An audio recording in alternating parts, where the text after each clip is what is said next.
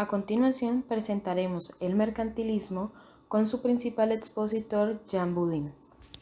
Los integrantes de este grupo son Laura Sofía Guasaquillo, Natalia Guacha, Estefanía Chantre, Diana Sofía Giraldo y quien les habla Luisa Fernanda Paz. Empecemos por decir qué es el mercantilismo. El mercantilismo es un sistema político, el cual se basa o fundamenta en que entre más metales preciosos posea un país, más rico será. El mercantilismo se desarrolla o se empieza a desarrollar entre los siglos XVI y XVII y a primera mitad del siglo XVIII. Esto representado principalmente en oro y otros metales preciosos, pues esta propuesta económica o postulado surge en la época de la colonización. Recordemos que los países de América estaban llenos de estos metales y muchos países europeos, como Inglaterra, España y Portugal, robaron oro y otros metales de los aborígenes de América. Las características del mercantilismo. Como dijo mi compañera Luisa, una de las principales características que tiene el mercantilismo es la acumulación de riquezas, principalmente de metales preciosos. Mientras más metales tenga un país, más rico será.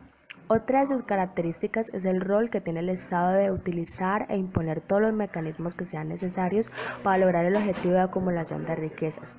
Otra de sus características es el comercio a nivel global, que es inalterable. Quiere decir que para que el comercio ayude a la acumulación de riquezas, se deben controlar los flujos de entrada y salida de modo de mantener una balanza de pagos positiva. Eso quiere decir que las exportaciones superan a las importaciones.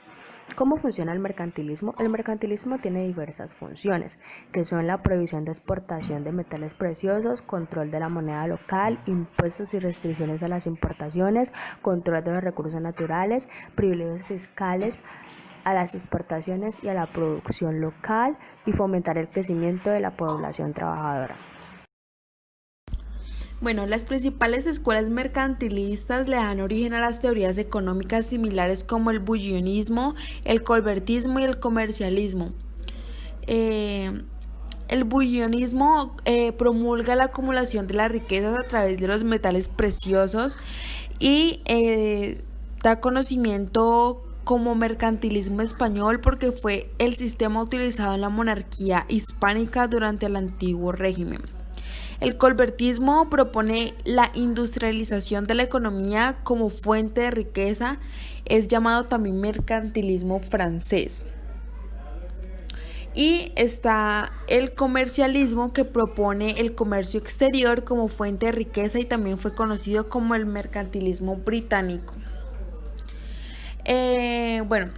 Teniendo claro el concepto del mercantilismo, vamos a hablar de ahorita en la actualidad y voy a poner de ejemplo nuestro país, que es rico en oro, plata, platino, esmeraldas, carbón, petróleo, gas natural, café, cacao, entre otros. Y uno de los países que más posee recursos naturales a nivel mundial y por ende debería ser uno de los países con alto poder económico. Pero como todos saben, esto no es así. Colombia está sumida en la pobreza y apenas está en desarrollo. Anteriormente, España, por ser el país que nos descubrió, era quien se llevaba nuestros recursos naturales y a cambio nos regresaba textiles y prendas de vestir. ¿Pero les parece justo? No, ¿cierto? En la actualidad seguimos igual. Ahora no es España, sino Estados Unidos, China y las principales potencias a nivel mundial que se llevan toda nuestra materia prima casi regalada y cada día se hacen más poderosos y generan más riquezas para su beneficio.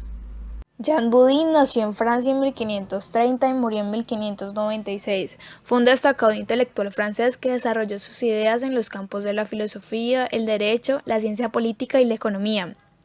Boudin nació en una familia de artesanos acomodados. En su juventud recibió formación en los claustros de los carmelitas. En París siguió cursos en la universidad y en el Collège Français, impregnándose de la escolástica medieval y del humanismo renacentista. A partir de 1549 fue liberado de los votos monacales. Fue entonces cuando estudió y enseñó Derecho Romano en la Universidad de Toulouse durante la década de 1550. En París ejerció como abogado y como miembro del Parlamento de París.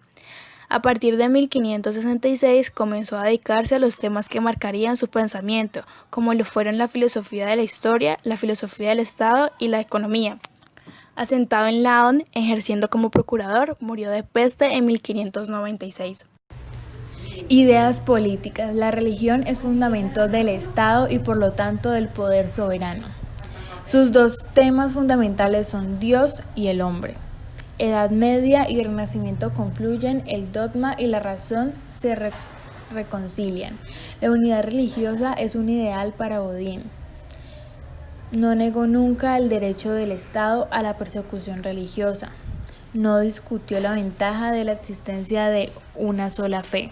Condenó estas persecuciones por motivos económicos y políticos. Defiende la tolerancia religiosa más como idea política que como principio moral.